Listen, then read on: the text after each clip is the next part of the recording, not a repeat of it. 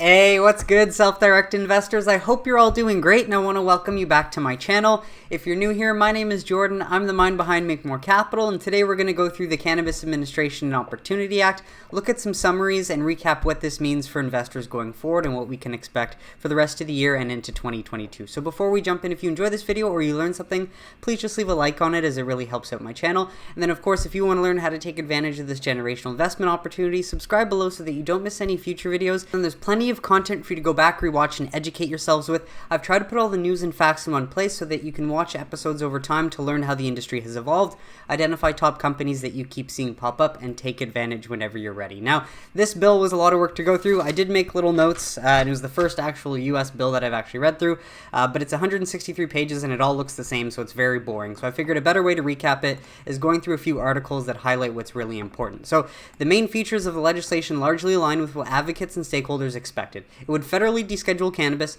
expunge prior convictions, allow people to petition for resentencing, maintain the authority of states to set their own cannabis policies, and remove collateral consequences like immigration-related penalties for people who've been criminalized over the plant. If you ask me, this bill has the solution to a lot of America's problems right now, and I cannot understand why they cannot get the votes. Mind you, again, that's not my battle to fight. I'm just here to relay what this says. So if we scroll down, it does also cover, this article goes through the basic components: social equity, grants, consumer rights, taxes and permits, federal studies, more detail. So I am going to read through this one, but firstly, there's one other article that I found from Bloomberg that basically just has 6 key takeaways from the bill. Here are some of the core components of the proposal, and these are more the business-minded. So we're going to recap this, then we'll go through that article. Like alcohol, people over the age of 21 would be able to purchase cannabis, while sales would be limited to no more than 10 ounces. Cannabis that contains alcohol, caffeine, or nicotine is prohibited, while CBD products will be allowed to be marketed as dietary supplements. Taking cues from how the alcohol and tobacco are regulated, cannabis would be under the purview of the U.S. Food and Drug Administration, the Alcohol and Tobacco Tax and Trade Bureau under the Treasury Department, and the Bureau of Alcohol, Tobacco, Firearms, and Explosives. The USDEA would no longer have jurisdiction over cannabis, which is great and long overdue. The new law would tentatively ensure that U.S. states that still prohibit the sale of cannabis could continue to do so, thus limiting the potential for interstate commerce for cannabis within the U.S.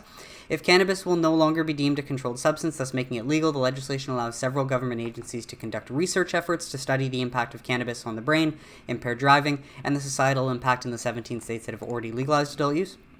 3 grant programs would be established to create new opportunities for those socially and economically disadvantaged individuals who have been adversely impacted by the U.S.'s war on drugs. To be eligible for the grants, states and municipalities must demonstrate that they've made an effort to expunge criminal records for cannabis offenses, while cannabis would initially be subject to a 10% excise tax, which would increase annually by 5 percentage points over the next 4 years. In the 5th year, cannabis would be taxed by the ounce for flower products per milligram of THC for extracts. Smaller producers who generate less than $20 million a year in sales would be eligible for significant tax breaks, while larger producers would see tax credits on the first US $20 million of sales. So those are the main points from Bloomberg, and then we're going to get more into the weeds here, just going through all of the breakdown. So obviously you can skip ahead if you want, but we're listening to. So social equity. As promised, senators are included language in the bill that would promote social justice for those who've been disproportionately impacted by the war on drugs. Communities that have been harmed by cannabis prohibition are benefiting the least from the legal cannabis marketplace. The findings section of the bill says, noting that a legacy of racial and ethnic injustices compounded by this disproportionate collateral consequences of 80 years of cannabis prohibition enforcement now limits participation in the industry. Yes, no doubt it makes it harder, especially anyone with a record. Historically, disproportionate arrest and conviction rates make it particularly difficult for people of color to enter the legal cannabis marketplace, as most states bar these individuals from participating. A key barrier for such individuals is the fact that people from communities of color have been most targeted by the cannabis criminalization, despite the fact that the use is comparable across races. And the data shows this is true, so it can't really deny that anymore. As the bill seeks to repair that harm by mandating each federal district to expunge arrests and convictions for non-violent cannabis offenses within 1 year, and it also allows people who are still under criminal sentence for cannabis to obtain a resentencing review hearing. Grants. There would be 3 grant programs established under the bill.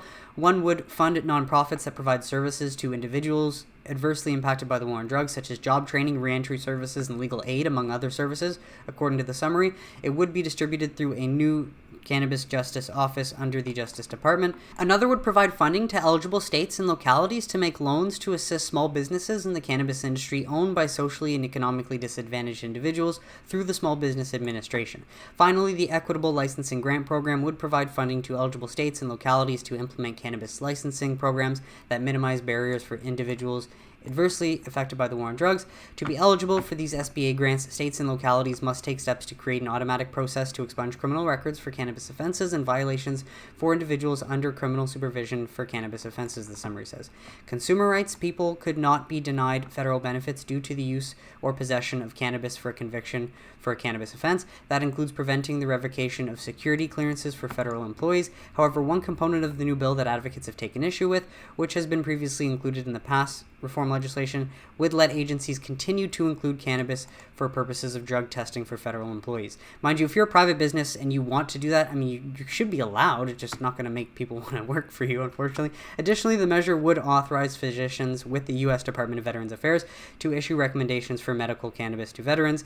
That's another topic that is being the focus of separate standalone legislation for recent studies, but at the same time, you don't test for alcohol, so you shouldn't be forced to do it. Taxes and permits. A gradual federal tax rate would be imposed on cannabis sales, starting at 10% for the first year after the bill's enactment and the first subsequent calendar year. Then it would be increased annually, rising from 15% to 25% to 15 to 20 to 25%. This is still way better than the 55% that they're paying now. So I don't know why people are freaking out about this. Starting in the fifth year post-enactment, the tax would be per ounce or per milligram of THC amount determined by the Secretary of the Treasury, equal to 25% of the prevailing price of cannabis sold in the United States the prior year. Now, this mentions just what we said earlier. If they make less than $20 million, they would be eligible for 50% reduction in their tax credit. Producers with more than $20 million in sales would be eligible for tax credit on their first $20 million of cannabis sold, with sales above that amount subject to tax at a full rate. Similar to the reduced rates of alcohol producers, certain anti-abuse rules would limit the tax benefit only to products produced or substantially modified by the smaller producer, in order to limit the benefit received by large producers and to prevent a double benefit. Legislation would also lay out a structure for how cannabis businesses will be approved and regulated. For example, companies selling taxable cannabis products or cannabis at the wholesale level would require Treasury Department approval. Cannabis producers would further need to be registered with the FDA. A cannabis permit may be denied or revoked if the premises is inadequate to prevent tax evasion or diversion, operation of the premises do not comply with federal or state laws, or an applicant fails to disclose material information or makes a false statement, the summary says. In addition, a cannabis permit application may be denied if the applicant has been convicted of a disqualifying offense. For these purposes, a disqualifying offense is a felony criminal offense that occurred after enactment of this act and within the preceding 3 years related to cannabis diversion or cannabis tax evasion. So I wasn't sure if it was referring to just a criminal record in general or something to do with cannabis outside of possession. An applicant may apply to the Cannabis Products Advisory Committee for a waiver with respect to a disqualifying offense if the committee finds that the applicant has established sufficient evidence of mitigation or rehabilitation and fitness to maintain cannabis operations in compliance with state and federal law. FDA would have authority over cannabis products in interstate commerce. The summary says, over the agency, a new Center of Cannabis Products and a Cannabis Products Regulatory Advisory Committee would be created. Cannabis products would not be regulated as dietary supplements, but the bill would authorize manufacturers of cannabis products to make claims about the benefits of their products in the same manner that manufacturers of dietary supplements do today. It would, however, stipulate the FDA must create a regulatory pathway for CBD to be marketed as a dietary supplement. The bill would further require owners and operators of establishments that are engaged in the manufacture, preparation, compounding, or processing of the cannabis product to register their establishment with FDA upon first engaging in such activities, and annually thereafter. The agency would issue regulations pertaining to distribution of cannabis products, good manufacturing practice. Another provision would mandate the FDA to create a program to expedite the development and review of applications for drugs containing cannabis that are manufactured by a small business owned and controlled by socially and economically disadvantaged individuals that operate in the cannabis industry. Under the legislation, the Treasury Secretary would be compelled to establish a track and trace regime to prevent illicit distribution of cannabis products, and the official would also be mandated to start a program to facilitate the lawful delivery of hemp that inadvertently exceeds the permissible THC limitations for hemp to be permitted cannabis enterprise for the proper processing of such products. The Consumer Product Safety Commission would be authorized to issue regulations setting standards for special packaging cannabis products. Federal law would be amended to explicitly state that SBA programs and services available to cannabis businesses and companies that work with them. And although the bill does not specifically mention banking, its provisions ending the federal prohibition of cannabis would automatically remove any penalties that financial institutions currently potentially face as a result of working with licensed cannabis businesses, because those operations would no longer be federally legal. So that is where it would potentially provide that safe harbor language without SAFE having to pass. Then federal studies. The bill further directs the Government Accountability Office to facilitate a number of studies into cannabis policy, which is about damn time after all this time has been wasted not looking into it. The office must conduct a review of federal laws, regulations, and policies to identify additional areas in need of change, including a study in replacing the term marijuana and marijuana with cannabis through the U.S. Code and Regulations, the summary says. It must also study the demographics for those with federal cannabis convictions. GAO would also have to evaluate the societal impact of legalization in states with recreational cannabis laws on the books. Additionally, the Bureau of Labor Statistics would need to compile demographic data on business owners and employees in the cannabis industry. Those figures could help inform social justice efforts, as there's been widespread criticism of the industry over lack of diversity despite advocates' push for equity. While the U.S. Department of Health and Human Services would be required to work with the National Institute of Health on ways to promote research into cannabis impacts. And meanwhile, HHS would be mandated to collaborate with the U.S. Department of Transportation on data collection for cannabis-impaired driving, while also supporting research into an impairment standard for driving under the influence of cannabis. More details. The Senator's bill would establish a federal standard that make it so only those 21 and older can purchase recreational cannabis products. Each state that currently allows adult use cannabis maintains that age restriction. In order to reduce illegal diversion, the legislation would cap cannabis sales, stating that adults could only buy up to 10 ounces at a time. Vaping delivery system products that contain added natural and artificial flavors would be banned under the proposal, and a newly created definition of cannabis would be created under federal law, but it would retain the exception for hemp that now exists. And the senators want feedback on the draft bill. Here's an overview of some of the points they're seeking comment on: measuring the potency of cannabis products, the overlap, definitions for hemp and marijuana, regulations for synthetic THC, regulatory responsibilities for various federal agencies and FDA funding, coordinating federal and state laws, enforcement responsibilities for cannabis, state primacy regarding cannabis regulation and interstate commerce, balancing efforts to reduce barriers to entry to the cannabis industry while mitigating the influence of illicit cannabis operators, determining whether cannabis products should go through a pre-market review before being marketed, and how to deal with international treaty obligations with respect to cannabis. Interested parties are encouraged to submit comments on these and other issues to cannabis_reform at finance.senate.gov by September 1st. So, if you have experience and knowledge that would be valuable, they want you to provide that to them. So if you can't do that,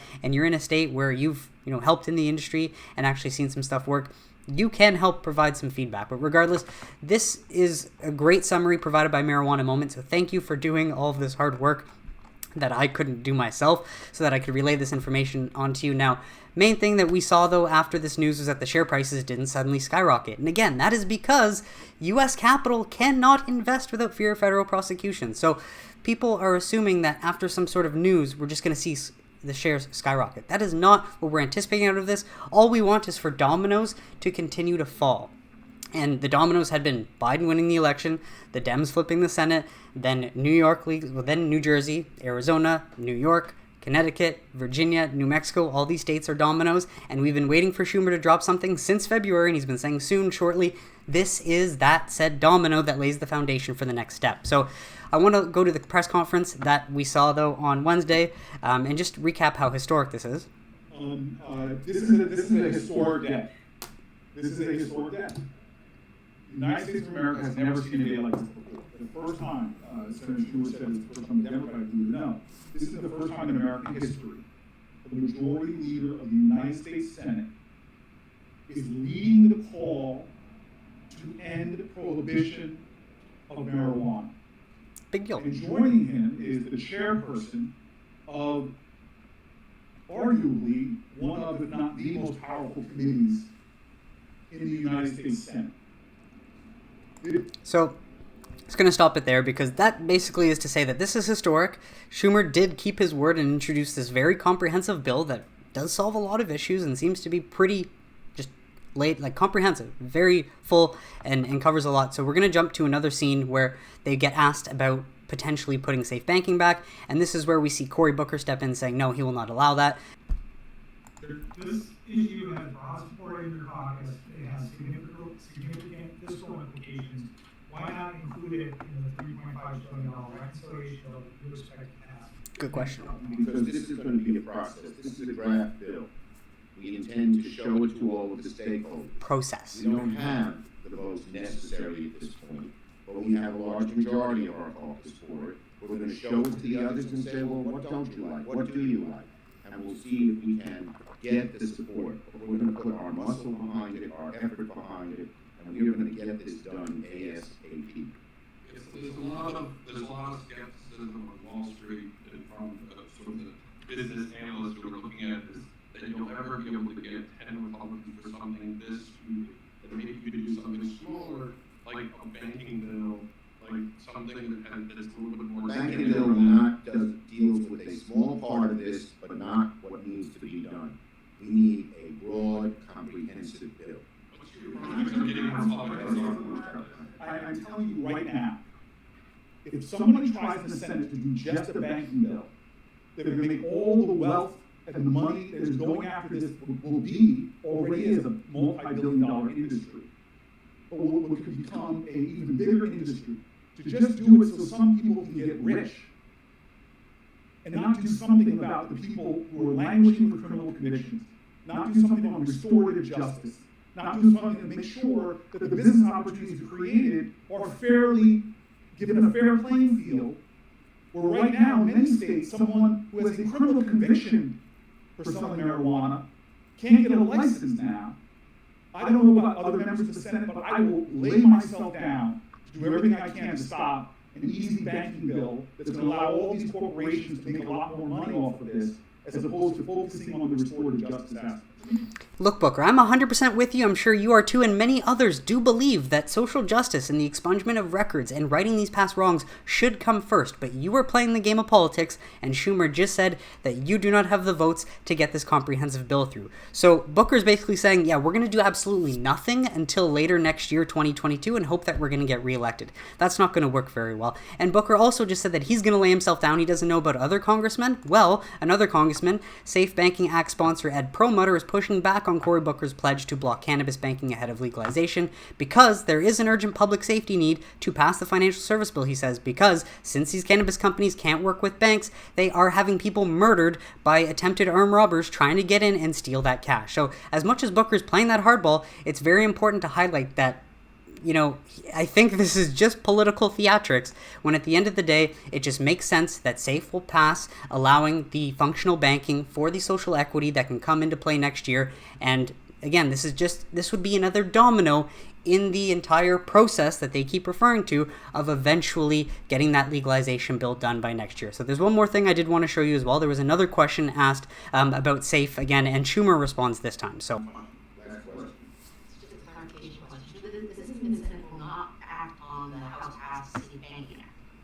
Well, this is a very comprehensive bill. We put a lot of work and a lot of time. It's a draft bill. And we're going to now go to our colleagues and ask explicitly to all of them, what don't you support here? What can you support here? We're going to get something done. And we'll have to figure out, I think that was the word. And then he ends saying, we're going to get something done. So to me, that is him subliminally saying something is going to get done along the pathway there.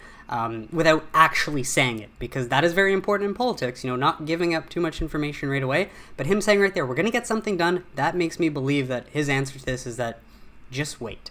And so from that, I just want to highlight from this video a clip from an interview that Bloomberg did with Boris Jordan, the chairman of Curaleaf, on July 14th after the news was announced, and they said, do you think that this news is priced into the current share prices? It's literally a very, very comprehensive bill. Again, certain aspects of it may get pushed out a little bit. It provides for the FDA to regulate the sector. So all in all, we like the bill very much. We think it's the first true attempt. All the previous attempts were very political in nature. This one is a real bill to try to get cannabis to mainstream CPG in the United States. So how much of this is priced in your view? It has been a sense that this is is the direction, that at some point this would be the end goal. But it seems to me that when it comes closer to being reality, there will be takeovers that happen, there will be new opportunities, share prices might increase in value. Has that been priced in? Is that all with you, or is that still a ways off?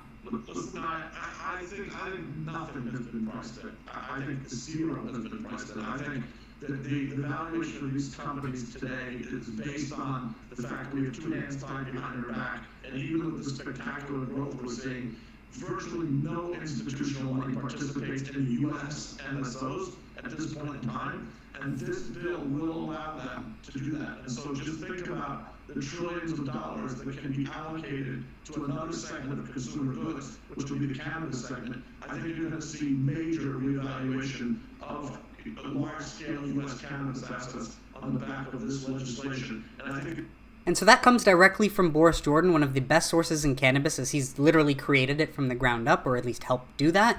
And at the same time, he's got 30 plus years in business. So I take his word for it. And he said trillions, not just billions. He said trillions, which is crazy to think. And because of that, as I've mentioned previously, just wanted to highlight that I made a small change in my portfolio. And all that change really was selling my Kirkland Lake Gold shares so that I have a bit more cash and the ability to average down into Cresco Labs if the opportunity is presented. If I don't get to do that, that's okay. For me, $5,300 is about 3 months worth of expenses, so that will help cover me for a bit longer since I'm not working at the moment. But at the same time, I'm putting my money where my mouth is, and I'm going all in into cannabis space. And I've showed you this many times over the channel, but regardless, just highlighting that this is where I'm at, and I don't think there's necessarily a better time. Is this advice? Absolutely not. Do not do what I'm doing just because I am, but I have, enough experience investing in this industry, first in Canadian LPs with Afria, and then realizing that the trend is likely going to shift into US MSOs, and so I'm just trying to back up everything that I'm telling you with my actual actions. That's the point of showing you this. So just reiterate this to highlight how important it is to have your own plan for your own circumstances, and don't make a plan based on anything I'm saying or what anyone else is saying. Make a plan based on the capital you have, the cash flow that you have coming in every week, and what you can expect to do or see in the future. And then so lastly, just wanted to highlight this piece from Todd Harrison Substack, US Cannabis, one giant step forward. And again, people want to complain that, oh, this bill doesn't have everything or it doesn't have the votes. Regardless, we knew it wouldn't have the votes. It's, again, a domino laying the foundation for further dominoes to go to come along. And I just wanted to go through this because, well, I'm not going to read through it, but I'm going to stop on all of these snippets from investment firms that Todd provides because I don't have access to them. And so I'll just stop here if you want to pause and read them.